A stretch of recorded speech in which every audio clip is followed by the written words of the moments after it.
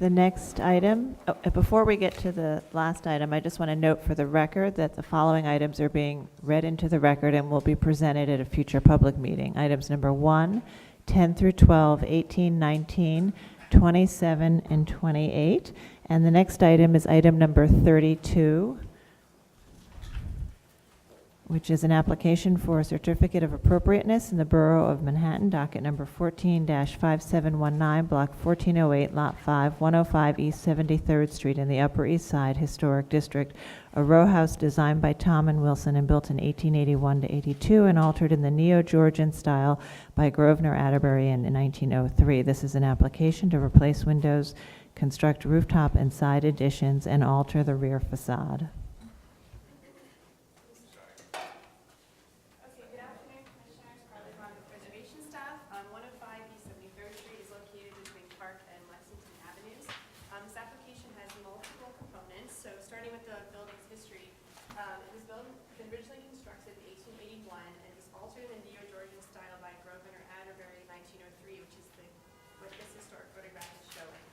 Prior to 1939, leaded glass windows were installed at the second floor of the primary facade and at the rear facade, which you can see here in the tax photograph and is the current condition of the building.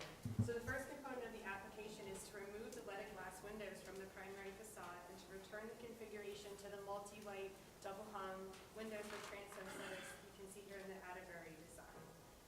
The second component of the application involves the rear facade, which is visible through an adjacent service alley from East 74th Street. The applicants are also proposing to remove the special windows from the rear, which you can see here, and install a double-height window assembly at the basement and first floors that is based on the Atterbury design from the front. And finally, there is a rooftop bulkhead and a side elevation addition, which you can also see through that service alley, which is this area that's shaded here in green. And portions of the leaded glass windows will be incorporated into the side elevation addition. And the architect, Jose Ramirez, is here to run through the proposal.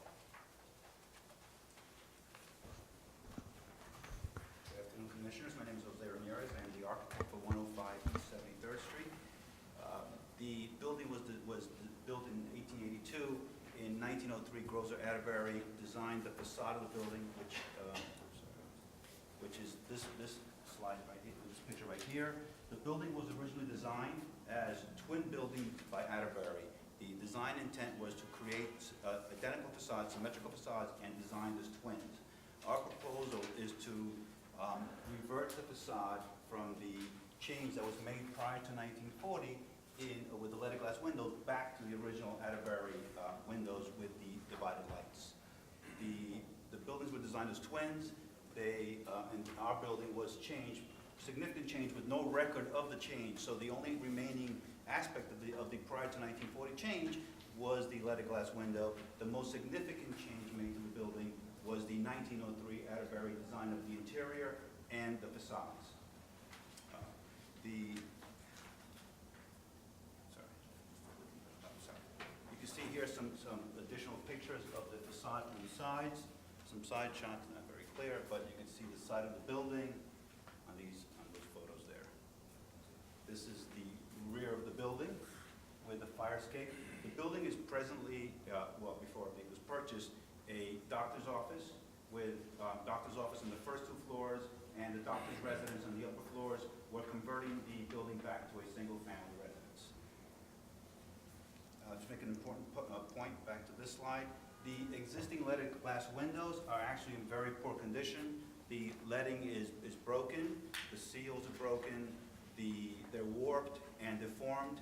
So that's another reason why we're interested in perhaps changing the windows.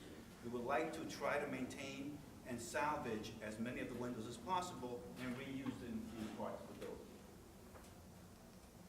Again, rear. Here you see the visibility. The green shaded areas are the visible areas. They're visible within about a swath of 16 feet across the street on 73rd Street. One of the reasons the building indents about 4 feet and it gets very narrow. It's a 20-foot building. It gets very narrow in the center. We would like to build out the sides so we can accommodate circulation through the building. Here's the proposed facade and the proposed rear. We will again maintain all the Atterbury elements. The light portion at the top there is actually an existing part of the building that's there, that was constructed at some point. The upper part is the bulkhead, which is not visible. If you look at the sightline drawing, it's not visible from the street. But all the railings, doors that were part of the original building will be maintained intact. We're not changing that. The rear facade, we're modifying several windows, and we will incorporate this element similar to the Atterbury design with the recessed brick, the jack arches, and we will add the jack arches to the rear of the building to match the original Atterbury, which is not on the present building. Side elevation, you can see the stair bump out here. There, you really can't see it that well, but we intend to reuse some of the existing front leaded glass windows in this stair component as much as possible, and then replicate additional components. See here the drawings for the design. And again, the intent is to try to salvage some of the windows, but we would like to restore the facade back to the 1903 most prominent renovation done by Grozer Atterbury.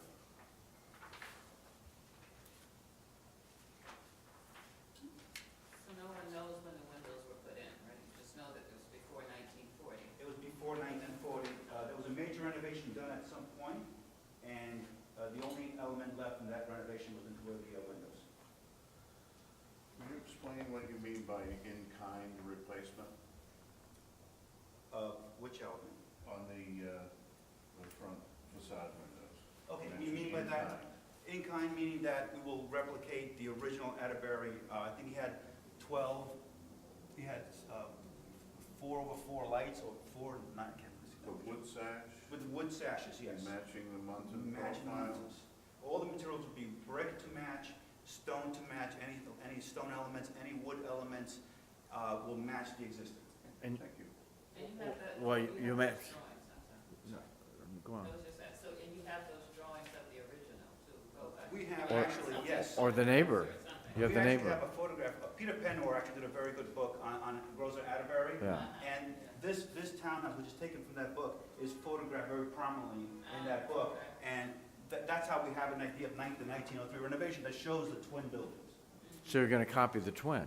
We're going to, well, they're actually, if you look at, they're actually they're dissimilar. They're not exactly the same. Ah, okay, got it. But his, The twin appears to have casement like French doors. yes, yes. Fraternal twins, okay, sort of. They were designed as twins, but they're not exactly the same. Right? Well, why is it that you, I mean, it sounds as if you want to replace the leaded glass because they're in such poor condition, move them off the front, but then you reuse them.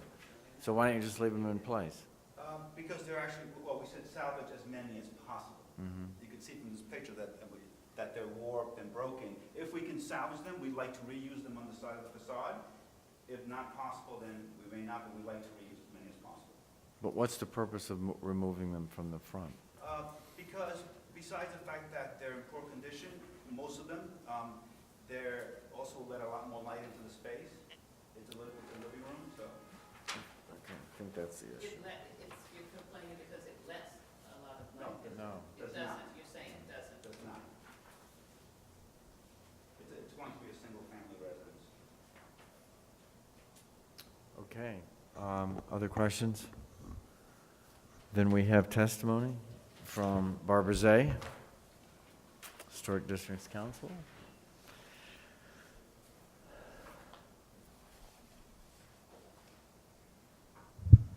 Barbara Zay of the Historic Districts Council. HDC generally finds this proposal to be an appropriate intervention, but questions the amount of glazing being added to the side elevation.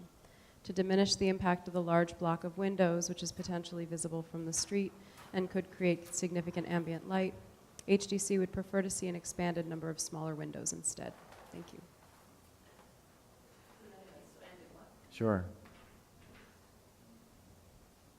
Christabel Goff for the Society for the Architecture of the City. I am just so glad to hear an applicant who appreciates Grosvenor Atterbury. I've often gone to bat. Thank you. Let's see, Michael Hall.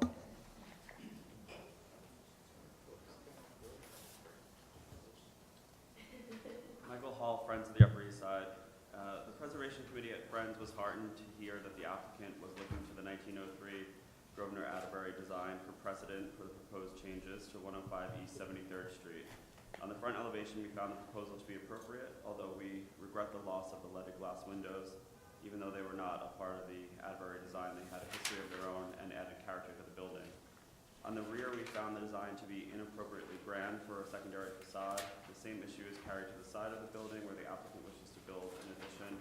The committee at Friends took no issue with the infill as it's minimally visible and non-obtrusive. However, the treatment of the windows is once again too lavish for a secondary elevation. The Preservation Committee at Friends respectfully asked the commission to work with the applicant so they might come up with a proposal that addresses the secondary facades in a more appropriate manner. Thank you. Thank you. The community board, lots of whereases. Therefore, it be resolved that the application is approved as presented. 36 in favor, 0 opposed, 0 abstentions. Ready to talk? All right, Marjorie. Yeah, I think this is, I mean, other than, yes, the loss of the stained glass, I'd like to have Michael talk about that, but other than that, I think it's actually a very good proposal. I don't actually think that the rear is too grand. We often see grand rears, Yeah. and they're not visible. Speak for yourself. We should see more grand rears. You can tell we're okay. Yeah, generally, I think it's a good proposal. Okay, Michael Goldblum. Okay. I think that the general intent of restoring it to its documented historic design on the front facade is appropriate. Although I think that the leaded glass does constitute a layer of history that's part of this house, and I think that it would be good to try to relocate it, and that I would hope that knowing that leaded glass is very easily restored, and that the kind of damage that's shown here is standard restoration for leaded glass, that the applicant would take the try-to out of the application and just reuse it on the side, and I think that's fine. I think that the rear facade is well within the range of the kind of things that we've approved. I would just suggest two things. First of all, they might look at reclaiming some floor area and putting back the terracotta roof with the dormers on the front, which I think is a lot nicer than what's there now, and that the applicant work with staff to make sure that the details of the brickwork, which are drawn in a way that looks a bit peculiar to me, that they make sure that all the steps and cut brick and all that stuff that is key to the design be carried forth in the new work. Thank you, Michael. Devonshire. Agree with almost all of that. It appears to me from the photographs of the stained glass, the leaded glass, I'm sorry, that the three lights on the right-hand side are extremely deformed, which means even if you can't restore them, what you would have to do is change all the lead out. And so what you would have is all new lead in replicative windows in any case. And so I'm quite all right with changing these back to the Atterbury design. I do hope it does appear that the two lights on the left-hand side are in much better condition, and I would hope that you would not try, but actually convince your client to reuse these in a new situation. I am okay with the rooftop and the rear work. Roberta Washington. I am also okay with the roof work, and I understand, and I think I understand what they're saying in terms of wanting to get rid of the leaded glass windows, but I think that maybe reusing them on the side, which is really visible, makes the side then more fanciful or more decorative than sides are normally in this neighborhood or in any neighborhood. So I guess I would want them to look at that or to study how it is reused. I like the idea they would reuse it, if that's what you're saying, would and not try. But I just think they need to look at what we end up with, because I don't think we have a drawing that shows the whole, that side, that shows the Yeah, perspective. of I what think you there see on the was. side. Well, we have the elevation. and Oh, we have the elevation, green, yeah.